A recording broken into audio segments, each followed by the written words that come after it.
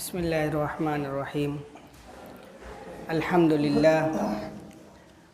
لله نحمده ونستعينه ونستغفره ونؤمن به ونتوكل عليه ونعوذ بالله من شرور أنفسنا ومن سيئات أعمالنا من يهده الله فلا مضل له ومن يضلله فلا هادي له ونشهد أن لا إله إلا الله وحده لا شريك له ونشهد أن سيدنا ومولانا محمدا عبده ورسوله.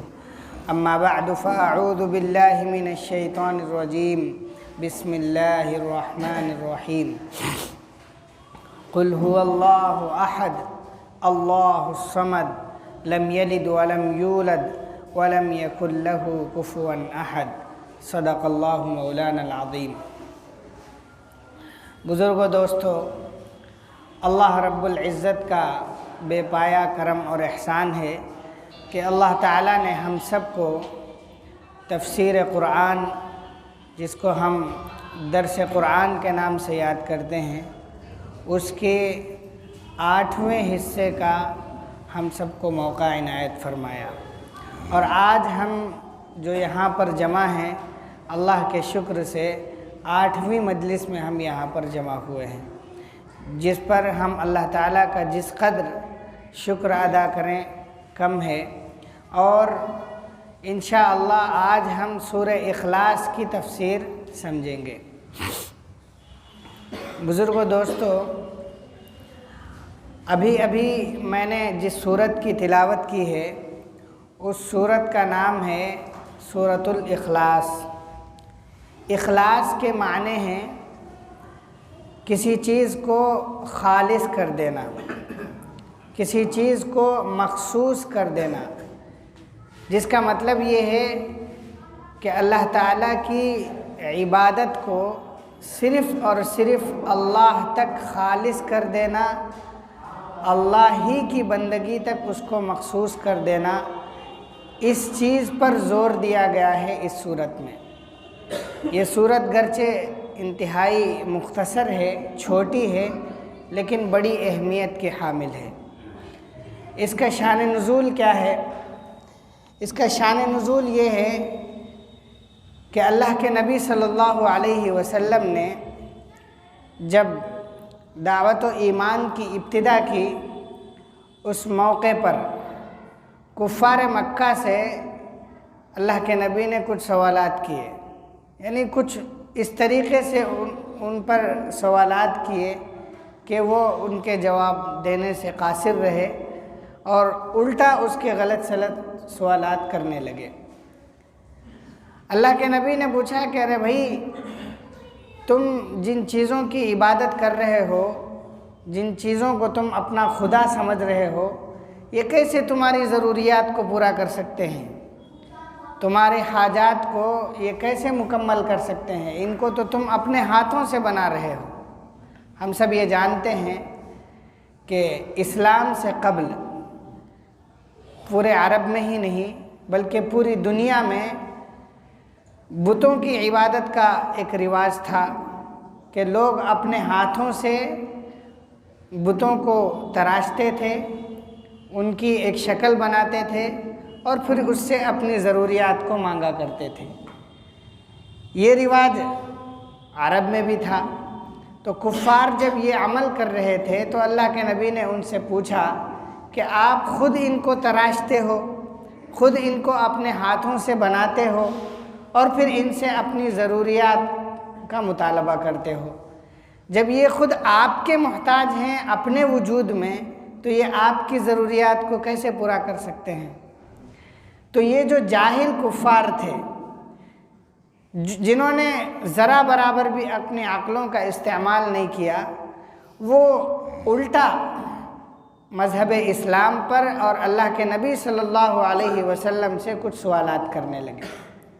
وہ سوالات یہ کرنے لگے، پہلا سوال تو ان کا یہ تھا کہ ہم جو خدا جن کو پوجتے ہیں، جن کو ہم اپنا خدا مانتے ہیں، وہ تو مختلف چیزوں سے بنے ہوئے ہیں. مثال کے طور پر ہم پتھر تراش کر خدا بنا لیتے ہیں، ہم مٹی کے خدا بنا لیتے ہیں، ہم سونے چاندی کے اور پیتلوں سے ہم خدا بنا لیتے ہیں. تو جس خدا کی آپ بات کر رہے ہو وہ خدا کس چیز کا بنا ہوا ہے؟ ہماری جو نظروں میں اب تک جو خدا آیا ہوا ہے، جس کو ہم اپنا رب مانتے ہیں، وہ مختلف دھات سے بنا ہوا ہے، مختلف انگریڈینٹ سے بنا ہوا خدا ہے، کیونکہ ہم خود اپنے ہاتھوں سے ان کو بناتے ہیں۔ تو اے محمد، جو آپ خدا بتا رہے ہو، یعنی جو آپ کہہ رہے ہو لا الہ الا اللہ، یہ جو اللہ کا ذکر یہاں پر ہے، یہ کون سا خدا ہے؟ یہ کس چیز کا بنا ہوا ہے؟ کیونکہ ان کے یہاں کچھ کیٹیگریاں تھیں کہ یہ خدا جو ہے ہمارا رزق کا خدا ہے، یہ ہماری بارش کا خدا ہے، یہ ہمارے اناج کا خدا ہے، یہ ہمارے دھوپ کا خدا ہے، یہ مشکل کے وقت میں خدا یہ کام آتا ہے، اور خوشی کے موقع پر اس خدا کی عبادت کی جاتی ہے۔ اور انہوں نے الگ الگ چیزیں طے کر رکھی تھیں، جو خدا جس لیول کا ہے اس کو اس چیز سے بناتے تھے۔ مثال کے طور پر بہت بڑا خدا ہے تو اس کو سونے سے بنا دیا، جیسے آج کل بھی رواج ہوتا ہے، مندروں میں ہوتا ہے۔ کوئی اس سے کم ہے تو اس سے کم والی چیز سے بنا دیا۔ تو آپ جس خدا کی بات کر رہے ہیں وہ خدا آخر کس چیز سے بنا ہوا ہے؟ ان کا دوسرا سوال یہ تھا کفار کا کہ آپ جس خدا کی بات کر رہے ہیں اس کا نسب کیا ہے؟ یعنی شجرہ جس کو بولتے ہیں نا، خاندان کیا ہے اس کا، اس کے آبا و اجداد کیا ہیں، وہ کس کی اولاد ہیں اور وہ کس کے پوتے یا پڑ پوتے ہیں، ان کی نسل بتائیں۔ جیسے آج ہم کسی چیز کے بارے میں معلومات کرنا ہو، کسی شخص کے بارے میں یا کسی رشتے کے بارے میں، تو ہم اس کے نسب کو ڈھونڈتے ہیں کہ یہ کس کے بیٹے ہیں اور کس کے پوتے ہیں، اور ان کا نسب کہاں سے ملتا ہے اور یہ کس طریقے سے ہے۔ تو کفار نے بھی اللہ کا نسب مانگا کہ آپ کے جو خدا ہیں وہ ان کا نسب کیا ہے۔ تو اس موقع پر اللہ رب العزت نے ان کفار کے جواب میں ایک سورت نازل کی، اور اسی سورت کا نام ہے سورۃ الاخلاص۔ اور اللہ رب العزت نے ایسی سورت نازل کی کہ اس میں اللہ تعالیٰ نے مکمل جواب دے دیا، اور اس کی اہمیت کا اگر ہم اندازہ لگانا چاہیں تو بس اتنا سمجھ لیں کہ ایک مرتبہ اللہ کے نبی صلی اللہ علیہ وسلم نے صحابہ کرام رضوان اللہ علیہم اجمعین سے کہا کہ تم سب ذرا ایک جگہ جمع ہو جاؤ، میں آپ حضرات کے سامنے قرآن پاک کے تہائی حصے کی تلاوت کروں گا۔ یعنی یہ سمجھیے کہ قرآن پاک کو 3 حصوں میں تقسیم کر دیا جائے۔ قرآن پاک کے کتنے حصے ہو جائیں؟ 3 حصے کر دیے جائیں۔ تو ان 3 حصوں میں سے ایک حصے کی میں تلاوت کروں گا، آپ لوگ ذرا کسی جگہ جمع ہو جائیں۔ تو صحابہ کرام رضوان اللہ علیہم اجمعین ایک جگہ جمع ہو گئے۔ تو اللہ کے نبی صلی اللہ علیہ وسلم نے وہاں پر سورۃ الاخلاص کی تلاوت کی۔ تو فقہائے کرام نے اس بات سے یہ مسئلہ مستنبط کیا ہے کہ اگر کوئی شخص سورۃ الاخلاص کو 3 مرتبہ پڑھ لے تو گویا وہ قرآن پاک مکمل پڑھنے کے برابر ہے۔ اسی لیے جب کسی جگہ میت ہوتی ہے یا کہیں ایصال ثواب کرنا ہوتا ہے تو ہم مشورے کے طور پر کہتے ہیں کہ بھائی 3 مرتبہ قل هو اللہ احد پڑھ لیں۔ تو اس کی وجہ کیا ہے؟ اس کی وجہ یہی ہے کہ اللہ کے نبی صلی اللہ علیہ وسلم نے فرمایا کہ میں قرآن پاک کے تہائی حصے کی تلاوت کروں گا۔ یعنی اگر اللہ کے نبی 3 مرتبہ اس سورت کو پڑھ لیتے تو پورے قرآن کا ثواب ملتا۔ فقہائے کرام نے اسی سے مستنبط کیا۔ اس سے مستنبط کرنے کے بعد ہمیں یہ پتہ چلا کہ اگر ہم قرآن پاک کے اس حصے کو، اس سورت کو 3 مرتبہ پڑھ لیتے ہیں تو مکمل قرآن پاک پڑھنے کا ثواب مل جائے گا۔ ایک دوسری حدیث میں ہے کہ اگر کوئی شخص رزق کے اعتبار سے پریشان ہے تو صبح شام اس سورت کی اگر تلاوت کر لے تو اللہ تعالیٰ کبھی بھی اس کے گھر رزق کی تنگی نہیں آنے دیں گے۔ اس چھوٹی سی سورت ہے، ہر ایک کو یاد ہوتی ہے۔ اور قبر کے تعلق سے بھی یہ ہے کہ جب ہم قبروں کے پاس جائیں اور ایصال ثواب کا ارادہ ہو تو اس موقع پر صلاۃ و سلام کے بعد ہم اس سورت کی تلاوت کر لیں۔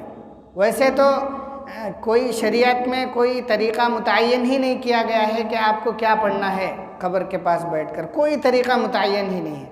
کسی شخص کو کچھ نہیں آتا تو سبحان ربی الاعلیٰ ہی پڑھ دے، سبحان اللہ ہی پڑھ دے اسی کا ثواب کر دے، یا صرف دعائے مغفرت کر دے کہ اے اللہ جو مرحوم ہیں ان کی مغفرت فرما، اس سے بھی اس کو ثواب مل جائے گا۔ لیکن اگر کوئی شخص پڑھنا چاہے تو اس سورت کی 3 مرتبہ تلاوت کر لے، انشاءاللہ اللہ تعالیٰ سے امید ہے کہ مکمل قرآن پاک پڑھنے کا ثواب دیا جائے گا۔ اور علماء نے لکھا ہے کہ کسی بھی شخص کو رات میں سونے سے پہلے اس سورت کی تلاوت کے بغیر سونا ہی نہیں چاہیے، کہ اگر چھوٹی سی سورت ہے، میرے خیال سے 10 سیکنڈ لگتے ہوں گے اس سورت کی تلاوت میں، اگر اس سورت کی تلاوت کر لے تو بھائی سوتے وقت جو ہے پورے قرآن پڑھ کر سو رہا ہے، اور صبح فجر میں اٹھا اور وہ منہ ہاتھ دھل کر وضو کر کے نماز پڑھ کے دوبارہ 3 مرتبہ پڑھ لیا تو صبح بھی اس کی پوری قرآن ہو گئی۔ بتائیے کتنی فضیلت کی بات ہے۔ تو یہ تو وہ صورت ہے جس کو اللہ رب العزت نے ان کفار کے جواب میں نازل فرمایا۔ اب ہم اس صورت کے ترجمہ اور تشریح کی طرف چلتے ہیں۔ اللہ رب العزت نے صورت نازل کی اور فرمایا قل هو اللہ احد۔ اے محمد، یہ کفار جو آپ سے سوال کر رہے ہیں، آپ ان سے کہہ دیجئے کہ وہ جو اللہ ہے وہ ایک ہے۔ وہ اللہ کیا ہے؟ ایک ہے۔ کفار کا سوال کیا تھا؟ کفار کا سوال یہ تھا کہ آپ کے جو خدا ہیں وہ کس چیز کے بنے ہوئے ہیں، یہ سوال تھا۔ تو اللہ نے کہا اللہ ایک ہے۔ یہاں پر جو لفظ استعمال ہوا ہے وہ لفظ استعمال ہوا ہے احد۔ عربی میں ایک کے معنی کے لیے 2 الفاظ کا استعمال ہے، یعنی واحد کے معنی بھی ایک ہی کے ہیں اور احد کے معنی بھی ایک ہی کے ہیں۔ واحد مقابلہ ہے اثنان اور ثلاثہ کا، واحد کے معنی بھی ایک ہیں اور احد کے معنی بھی ایک ہیں۔ لیکن ہماری جو اردو زبان ہے وہ انتہائی کیا کہتے ہیں، غریب زبان کہہ لیجئے اس کو، کہ اس میں الفاظ ویسے تو بہت ہیں لیکن کہیں کہیں ایسا لگتا ہے کہ ہمارے پاس الفاظ ہی نہیں ہیں۔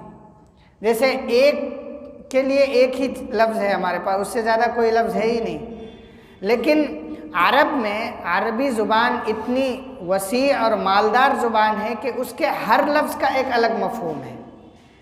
واحد اس جگہ پر استعمال کیا جاتا ہے جس میں انگریڈینٹ بہت زیادہ ہوں، جس کے اجزاء بہت زیادہ ہوں، جس میں بہت ساری چیزیں لگی ہوئی ہوں۔ مثال کے طور پر ہمارے پاس کوئی گھڑی موجود ہے تو اس گھڑی میں اس گھڑی کا ایک ڈائل ہے، اس کی ایک چین ہے، اس میں چھوٹے چھوٹے اسکرو ہیں، پھر اس کی بیلٹ ہے، پھر اس میں سوئی ہے، پھر اس کا ایک اس میں نمبرات لکھے ہوئے ہیں، اس کا ایک بٹن ہے۔ یہ تمام چیزیں مل کر ایک گھڑی بنتی ہے۔ تو یہ گھڑی ایک تو ہے، اس کو ہم واحد تو کہیں گے لیکن اس کو ہم احد نہیں کہیں گے، اس لیے کہ اس میں انگریڈینٹ بہت زیادہ ہو گئے۔ اس دنیا میں کوئی بھی چیز لے لیجئے، چشمہ ہمارا لے لیجئے، مختلف چیزوں سے مل کر ایک چشمہ بنتا ہے، تو یہ واحد ہے، ایک چیز ہے۔ لیکن اگر احد کہا جائے تو اس کا مطلب یہ ہے کہ وہ اس میں پھر کوئی چیز نہیں ہے، وہ صرف ایک ہی چیز ہو، کوئی اور چیز اس میں ملی ہوئی نہ ہو، اس کے مختلف اجزاء نہ ہو، تو اس کو احد کہا جائے گا۔ تو جب اللہ رب العزت نے یہ کہہ دیا کہ اے محمد آپ کہہ دیں کہ اللہ ایک ہے اور اس میں لفظ استعمال کیا احد کا، تو اس کا مطلب یہ ہے کہ اللہ تعالیٰ اپنے وجود میں کسی بھی قسم کے اجزاء کا محتاج نہیں ہے، یعنی نہ وہ سونے کا بنا ہوا ہے، نہ وہ چاندی کا بنا ہوا ہے، نہ پانی یا مٹی سے بنا ہوا ہے، نہ مختلف دھاتوں سے بنا ہوا ہے۔ اللہ رب العزت کسی بھی چیز سے بنا ہوا ہی نہیں ہے، وہ احد ہے، یعنی اس میں انگریڈینٹ اور اجزاء ہیں ہی نہیں۔ تو اس میں ایک طریقے سے ان کا یہ جواب ہو گیا کفار کا کہ اللہ تعالیٰ کسی دھات سے بنی ہوئی کوئی چیز نہیں ہے۔ اچھا، اللہ تعالیٰ احد کیوں ہے؟ اس کا جواب بعد میں اللہ تعالیٰ نے فرمایا اس لیے کہ اللہ الصمد، اللہ بے نیاز ہے۔ اللہ بے نیاز کیسے ہے؟ اللہ بے نیاز اس طریقے سے ہے کہ اگر کوئی ایسی چیز ہم مان لیں کہ اللہ تعالیٰ کسی نہ کسی طریقے سے اس چیز کا ضرورت مند ہے، مثال کے طور پر ہم یہ مان لیں کہ اللہ تعالیٰ سونے سے بنے ہوئے ہیں، جیسا کہ کفار کا یہ کہنا تھا کہ اللہ تعالیٰ کسی نہ کسی دھات سے بنے ہوئے ہیں، تو اس کا یہ مطلب لازم آتا ہے کہ وہ سونا پہلے پیدا کیا گیا، سونا پہلے پیدا کیا گیا، اس کے بعد میں اس سونے سے ایک دھات بنائی گئی اور اس کے اجزاء بنائے گئے، اور اس کے بعد میں کسی نے العیاذ باللہ اللہ رب العزت کی شکل بنا دی اور وہ جو ہے اس دنیا کو چلا رہے ہیں۔ تو اللہ تعالیٰ اپنے وجود میں کسی چیز کے محتاج ہو گئے۔ یہاں پر سرے سے اللہ تعالیٰ نے اس چیز کا بھی انکار کر دیا اور یہ کہہ دیا کہ اللہ تعالیٰ کسی بھی طریقے سے محتاج ہیں ہی نہیں۔ صمد اس کو کہتے ہیں، صمد کا معنی سمجھ لیجئے، جو ہر وقت ہم اس لفظ کو سمجھتے ہیں، سنتے ہیں، صمد اس کو کہتے ہیں کہ اس کا تو ہر کوئی محتاج ہے لیکن وہ کسی چیز کا محتاج نہیں ہے۔ یعنی کوئی چیز ہو جس کی ضرورت ہر شخص کو ہو، ہر کس و ناکس کو ہو، اس کو کسی بھی چیز کی ضرورت نہ ہو، اس کو ہم صمد کہتے ہیں۔ اللہ تعالیٰ نے اپنے لیے جو لفظ استعمال کیا ہے وہ صمد کا لفظ ہے، جس کا مطلب یہ ہے کہ اللہ تعالیٰ کو کسی بھی چیز کی ضرورت نہیں ہے، کسی چیز کے محتاج نہیں ہے، اور اللہ کی ہر ایک کو ضرورت ہے اور ہر ایک اللہ کے کرم، شفقت اور انعام کا مستحق ہے۔ اس کے بعد میں جو آیت اللہ تعالیٰ نے فرمائی، لم یلد ولم یولد، نہ اللہ رب العزت کی کوئی اولاد ہے، نہ اللہ تعالیٰ کسی کی اولاد ہے۔ صاف طور پر اللہ تعالیٰ نے فرما دیا کہ یہ جو کفار آپ سے سوال کر رہے ہیں کہ آپ کی نسل کیا ہے، آپ کس کے پوتے پڑ پوتے یا کس کے اولاد میں سے ہیں، یہ جو سوال آپ سے کفار کر رہے ہیں آپ ان سے بتا دیجئے کہ نہ اللہ تعالیٰ کسی سے جنے ہوئے ہیں نہ ان سے کوئی جنا ہوا ہے۔ کیونکہ بھائی ہم سب جانتے ہیں کہ اگر العیاذ باللہ اگر ہم فرض کریں کہ اللہ رب العزت کسی کی اولاد ہے تو اس کا یہ مطلب ہوتا ہے کہ اس سے پہلے اولاد ہونے کے لیے باپ کی ضرورت ہے۔ اگر باپ کی ضرورت ہے تو پھر اللہ تعالیٰ کی بے نیازی کا مسئلہ ختم ہو جائے گا اور وہاں پر ضرورت ایک ہماری سامنے آ جائے گی جس کے بغیر بات مکمل نہیں ہوتی۔ اور اگر ہم یہ فرض کر لیں کہ اللہ رب العزت سے کوئی چیز جنی ہوئی ہے، اللہ تعالیٰ کی کوئی اولاد ہے، تو وہاں پر پھر دو باتیں لازم آئیں گی کہ وہ جو اللہ کی اولاد ہے وہ آیا وہ بھی خدا ہے یا نہیں۔ اگر وہ بھی خدا ہے، کیونکہ عام طور پر یہ ہوتا ہے کہ جو والد ہیں اس کی وراثت بیٹے کو ملتی ہے، تو اگر وہ بھی خدا ہے تو اس دنیا میں پھر دو خدا لازم آئیں گے، اور اس دنیا میں دو خدا ہے نہیں۔ اللہ ہم سب کی اس چیز سے حفاظت فرمائے۔ اللہ تعالیٰ نے یہاں پر ان لوگوں کا رد کر دیا جو لوگ اللہ تعالیٰ کے بیٹا ہونے کے قائل ہیں۔ جیسے عیسائی جو ہے حضرت عیسیٰ علیہ السلام کے بارے میں کہتے ہیں کہ وہ اللہ کی اولاد ہیں، تو اللہ تعالیٰ نے یہاں پر ان کا بھی رد کر دیا کہ اللہ کی کوئی اولاد نہیں ہے، لم یلد ولم یولد، کیونکہ بچہ جو ہوتا ہے وہ باپ کی اولاد ہوتا ہے، باپ کا ایک جز ہوتا ہے، جز ہی تو ہوتا ہے نا، ہم سب جانتے ہیں اس بات کو، مزید وضاحت کی ضرورت نہیں ہے۔ جب جز اگر ہو جائے گا تو پھر وہ اللہ رب العزت کے پھر کیا بولتے ہیں اس کی بے نیازی اور اس کے صمد ہونے کے منافی ہے۔ اس کے بعد میں اللہ رب العزت نے فرمایا وَلَمْ يَكُنْ لَهُ كُفُوًا أَحَدٌ، اللہ تعالیٰ کا کوئی ہمسایہ اور ہم پلہ نہیں ہے، کوئی اس کی برابری نہیں کر سکتا ہے۔ یہ اللہ رب العزت نے صاف طور پر اس بات کا اعلان کر دیا کہ اللہ کے ہم پلہ کوئی نہیں، اس لیے کہ وہ اس دنیا میں کوئی ذات ایسی نہیں ہے جو ایسی ہو کہ اس کو کسی چیز کی ضرورت ہی نہ ہو۔ اس دنیا میں ہر کوئی محتاج ہے، صرف اللہ ہی ایک ایسی ذات ہے جو کسی نہ کسی اعتبار سے اور ہر طریقے سے کسی چیز کی محتاج نہیں ہے۔ اگر کوئی دوسری چیز ایسی ہو گئی جو محتاج نہیں ہے تو تو پھر وہ وہاں تک پہنچ جائے گی جہاں اللہ رب العزت کے صفات پہنچتی ہیں، اور وہ منافی ہے۔ دوسری جو بات اللہ تعالیٰ نے یہاں پر بتلانا ہے، جو اللہ رب العزت نے فرمایا اللہ الصمد، کہ اللہ تعالیٰ ہی بے نیاز ہے اور اللہ تعالیٰ کسی بھی چیز کا محتاج نہیں ہے، اور اس دنیا میں جتنے لوگ موجود ہیں، خواہ وہ انبیاء اکرام ہوں، خواہ وہ صحابہ ہوں، خواہ وہ ائمہ ہوں، خواہ وہ علماء ہوں، خواہ وہ بزرگان دین ہوں، چاہے وہ جتنے بڑے پیران پیر ہوں، وہ سب کے سب اللہ رب العزت کے محتاج ہیں۔